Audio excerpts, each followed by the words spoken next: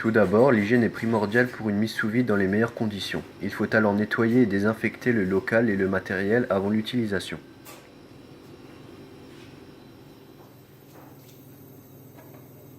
De plus, il est très important d'avoir une parfaite hygiène corporelle, donc de se laver les mains, le port des gants est une sûreté supplémentaire.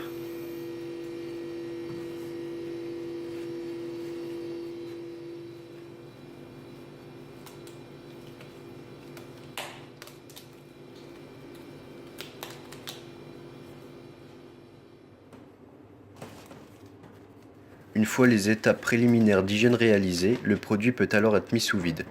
Il faut pour cela prendre des sacs thermo-rétractables.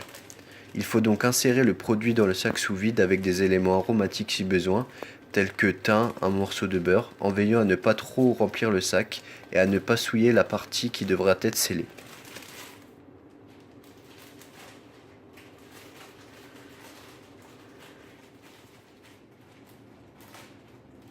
Le sac devra ensuite être positionné dans la cloche à vide en évitant tous les plis pour une mise sous vide optimale.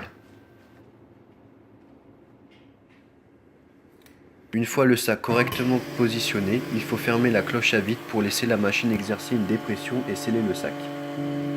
Une fois cette opération réalisée, la machine sous vide doit de nouveau être nettoyée et désinfectée. Une fois le poisson mis sous vide, il peut être cuit. On utilise ici un thermoplongeur. La cuisson la plus adaptée au poisson est la cuisson haute-basse en raison de sa faible teneur en collagène. On applique ici une première cuisson à 80 degrés au poisson, puis une autre à 54 degrés.